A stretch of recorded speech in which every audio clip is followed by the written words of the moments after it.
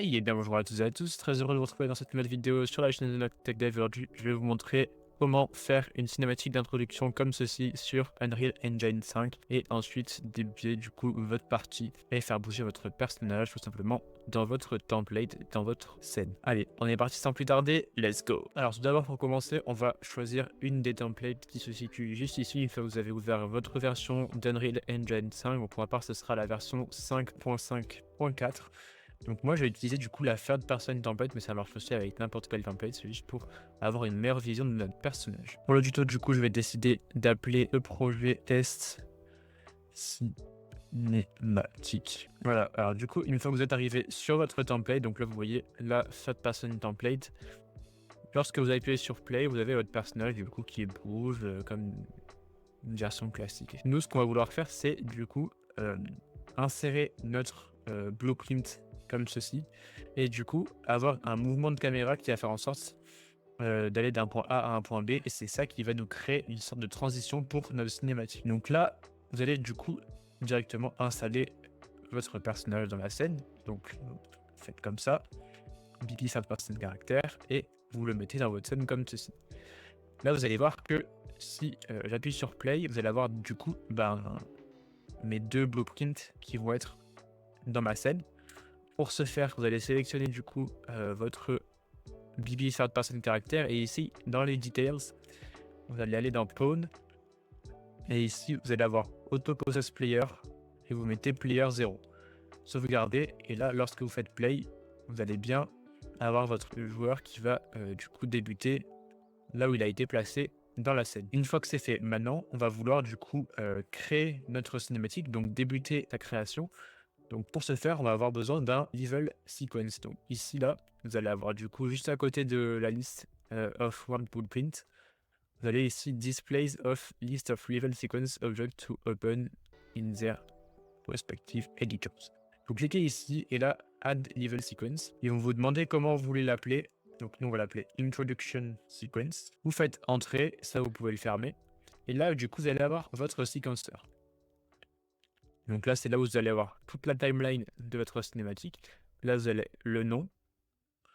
Et du coup, nous, ce qu'on va vouloir faire, c'est placer une caméra dans notre monde, donc dans notre scène, qui va du coup filmer les différents mouvements qu'on va vouloir capter et qui vont être affichés du coup dans nos cinématiques. Donc ici, vous allez dans les acteurs, vous faites All, et ici, dans Caméra, on va mettre la Ciné Camera Actor parce que c'est la caméra qui est recommandée, la plus adaptée du coup pour créer les cinématiques. Donc là, vous cliquez dessus, elle va apparaître du coup dans votre champ de vision, dans votre scène. Vous la placez un peu comme vous voulez, donc nous on va la placer de sorte qu'elle puisse être voilà, derrière notre personnage, et donc elle va être placée juste ici dans le outliner. Vous la prenez et vous la mettez dans votre séquenceur. Et ici, vous allez avoir du coup votre timeline qui va apparaître. Donc de 0 jusqu'à à peu près 0,150. Donc nous, ce qu'on va faire, c'est que du coup, pour avoir à peu près l'angle que vous allez vouloir filmer, là en fait, vous avez la vue directement de la Ciné Camera Actor. Donc là, par exemple, vous allez vouloir débuter ici. Donc là, c'est l'angle du début. Donc vous faites ici une keyframe au niveau de la ligne transform. Vous appuyez juste ici. Vous allez jusqu'à la fin. Là, vous allez déplacer votre caméra comme ceci. Et ici, à 0,150, vous allez ajouter une autre keyframe. Ce qui fait que là, quand vous retournez à 0 et vous appuyez sur Play, vous appuyez Play ici. Là, du coup, vous allez avoir votre mouvement de caméra qui va lancer votre cinématique. On va quitter ce mode-là. Donc là, vous prenez le Ciné Camera Actor, vous appuyez sur Stop Piloting Cinema Camera Actor. Et ici, vous pouvez fermer le séquenceur. Si jamais vous souhaitez le réouvrir, vous pouvez cliquer juste ici. Voilà. Donc nous, on va le fermer. Si vous voulez qu'il se lance directement lorsque vous appuyez sur Play, parce que là, vous voyez, ça va rien faire. Vous appuyez juste ici, donc vous prenez votre Introduction Sequence dans le Outliner. Et là, vous cliquez sur Autoplay. Et là, si vous appuyez sur Play, bah, la cinématique, elle va se lancer, mais vous allez avoir votre personnage, si vous le souhaitez, bah, qui va bouger. Là, qui va continuer à bouger du coup dans votre scène. Nous, ce qu'on va ajouter, c'est du coup une référence dans notre level blueprint qui va faire en sorte que bah, déjà l'autoplay va se lancer directement une fois que le jeu va se lancer. Et on va désactiver les inputs de notre joueur pendant la durée de notre cinématique. Donc ici, on va mettre notre first person map level blueprint juste ici. Vous cliquez bien ici, dans Introduction Sequence. Et là, du coup, on va créer une référence à cette séquence. Donc là, vous sélectionnez ceci. La séquence, donc la cinématique, on va vouloir la jouer. Donc, faites Play Second Play. Et on va vouloir, du coup, ajouter un event in play. Parce que sinon, ben, il va pas jouer dès le début du niveau. Ça, c'est un peu embêtant. Vous faites Compile, Save. Et ici, par exemple, ça va remplacer votre autoplay. Donc pareil, vous désactivez ici votre autoplay, faites sauvegarder, et là, vous allez voir que ça va jouer votre cinématique, comme je vous l'ai montré juste avant. Mais pareil, les inputs sont toujours activés. Pour ce faire, on va du coup donner la référence de notre blueprint, donc third person caractère. L'object reference, c'est toujours notre caractère, donc getPlayer caractère.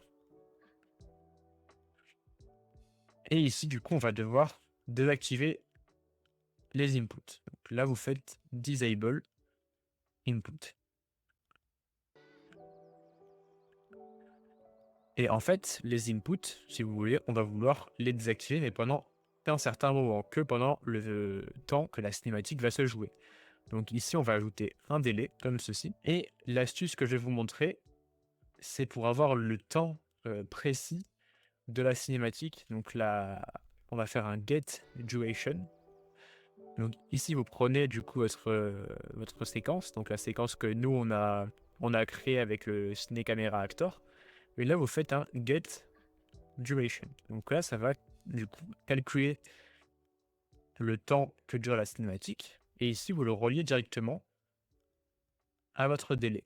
Et en fait, cette node-là va faire en sorte de vous calculer à la seconde près le délai et la durée de votre cinématique.